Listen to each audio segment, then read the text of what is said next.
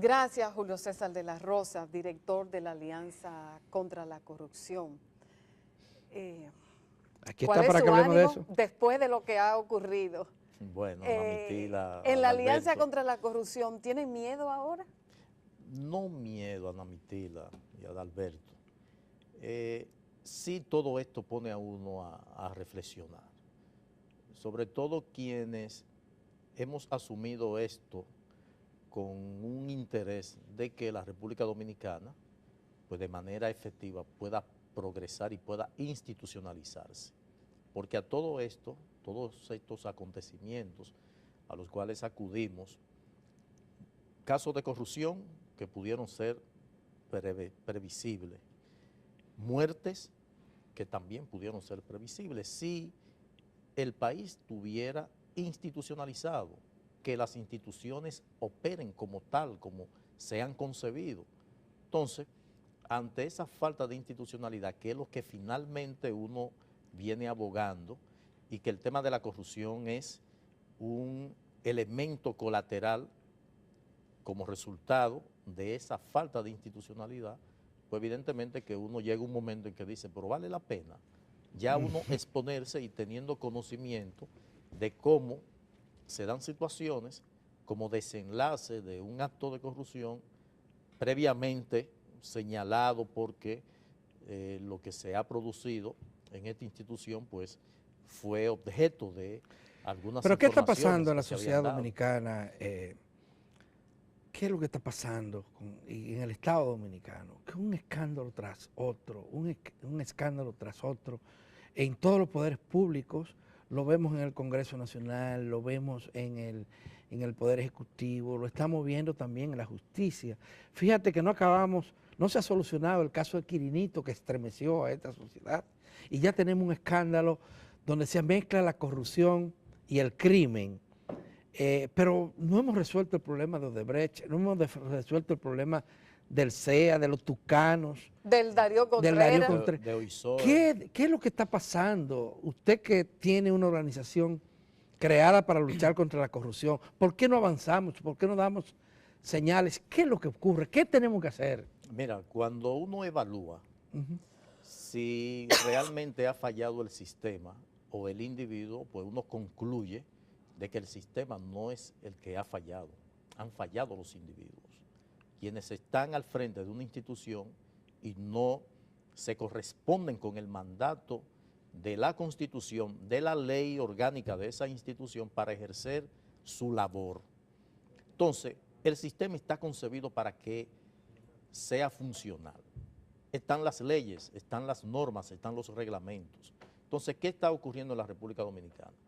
Tenemos los mecanismos de control interno y externo, pero no están funcionando. Es posible que la Cámara de Cuentas, que tiene la responsabilidad constitucional de verificar las cuentas del Estado a posteriori, después del gasto, para que si hubo una falla que se deslizó en el proceso interno, en el gasto interno, que es la responsabilidad de la Contraloría General de la República, pues la Cámara de Cuentas pueda detectarlo ya después de verificar las cuentas. Pero nos encontramos que la Cámara de Cuentas, a una institución que maneja recursos y que debe auditar todos los años, pues lleva 10 años sin auditarla. Pero el tema, si lo redujéramos nada más a la Cámara de Cuentas, fuera mucho más simple. Pero tú tienes un problema gerencial esencial. La gerencia no supervisa. Pero en el caso de ONSA, hubo denuncias En el concretas. 2013, 2014. Exactamente, fue Danilo Medina, presidente de la República, quien Entonces, nombró a ese señor. Y en ese periodo existían denuncias con nombre y apellido, con el nombre de los dueños dueños de talleres, que en el mismo reportaje que publicó Diario Libre se deja caer de que si Manuel Riva era también propietario de esos talleres. Entonces, no se mueve el rumor público, Entonces, o sea, ¿qué es lo que pasa? Ahí es que vamos, o sea, es la cabeza que no funciona. Ahí es que vamos cuando nos referimos al sistema. El sistema está concebido de forma tal para que no falle. ¿Qué ocurre? Y eso el presidente de la República debe mandar señal a quienes deben, ante una situación como esa, que evidentemente que el presidente de la República no tiene otra salida que no sea la destitución del funcionario. No, yo diría más, es corresponsable Entonces por omisión. el Ministerio Público, que debe actuar tan solo con el rumor público, o sea, desde que en una institución se hace una denuncia, que este desenlace fatal de la muerte del profesor Junior Ramírez, que hace una denuncia en un medio de comunicación, si el Ministerio Público actúa de inmediato atendiendo a esta denuncia y de una vez pone en movimiento la acción pública como es su responsabilidad, pues el resultado hubiese sido otro, como debió ocurrir cuando el periódico Diario Libre hace ese reportaje con detalles muy puntuales. Entonces, cuando hablamos del No, sistema... y hay otro antecedente con la ONSA. No, Recuérdense que el subdirector de la ONSA también está preso por sicariato, acusado de sicariato. Así es. Y recuérdense ustedes que Juan Uvieres, lo repetimos aquí, en reiteradas ocasiones denunció que en la ONSA operaba un sistema de sicariato. Y eso no se investigó. Entonces, y no se tomaron medidas. Ahí es que ¿Pero quién es que tenía que hacerlo? ¿El propio administrador que estaba vinculado a esto o el Poder Ejecutivo? No, bueno, tan pronto se hace la denuncia, pues evidentemente que el presidente de la República, que es quien lo designa, pues debe instruir, luego de destituirlo, instruir al funcionario responsable, que es el Ministerio Público o el Procurador General de la República, porque tenemos las instituciones, tenemos la Procuraduría Especializada de Persecución de la Corrupción Administrativa, que su función es precisamente velar por todo el buen funcionamiento de las instituciones públicas cuando se trata de temas que sean contrarios a la norma que ya está establecida. Entonces, la responsabilidad se le puede imputar al presidente de la República de que hay funcionarios que tienen un tiempo que se viene denunciando actividades irregulares en el ejercicio de sus funciones y que no son destituidos, porque la propia destitución pues va a poner en manos del Ministerio Público un elemento para que éste inicie de inmediato una investigación, lo que no sucede. Si no estalla este escándalo ligado a la sangre del profesor Junior Ramírez, pues probablemente la situación hubiese seguido normal. Entonces, cuando nosotros nos referimos a que los sistemas están establecidos, pero no se aplican, porque la Contraloría General de la República debió advertir cualquier irregularidad que se dé en materia de compras y contrataciones, que es donde entra la contratación de talleres o los suplidores que tienen que suplir algún tipo de mercancía a esta institución. Entonces, la ley 340-06 establece que no puede contratarse ningún bien, no se puede adquirir ningún bien y no se debe contratar ningún servicio si no están los fondos establecidos en el presupuesto de esa institución. Bueno, ¿cuándo se produce la falla? Cuando, no obstante no tener los recursos, pues le dan partidas o le hacen asignaciones extra a las que tiene establecida en el presupuesto. Entonces, eso sirve de caldo de cultivo para que se produzcan actos de corrupción. Entonces, ¿qué debemos hacer? Y yo creo que es por lo que esta sociedad debe ponerle atención y debe exigir que la norma que está establecida y las instituciones que están para hacerla cumplir asuman su rol. Porque hay instituciones que no se conocen escándalos. Pero, por ejemplo, eso no pasaría por un movimiento social que exija la independencia del Ministerio Público. No, es que ahí es que está, ahí es que nosotros desde el principio que estallaron escándalos, nosotros dijimos que no hay forma de poder tener un sistema judicial fiable si no se logra la independencia del Ministerio Público. En los países que se ha podido avanzar algo en su sistema de justicia es por haber logrado la independencia del Ministerio Público y lo ponemos como ejemplo, tan próximo como Colombia, por ejemplo, como Costa Rica. Costa Rica tuvo un fiscal, Francisco Delanés, que tuvo bajo su responsabilidad investigar a 2 expresidentes. Uno de ellos, que entonces era secretario general de la Organización de Estados Americanos, y fueron encausados, fueron juzgados y fueron condenados, pero por ese carácter de independencia. Entonces, Sí. eso si no se logra, y que yo le decía a muchos compañeros de los movimientos sociales, que podía Pero, ser parte de un paquete Julio César, Sí. de propuestas a ser negociada el tema nuestro es con la clase política Sí. que para lograr eso. aparentemente ha fracasado la lucha contra la corrupción.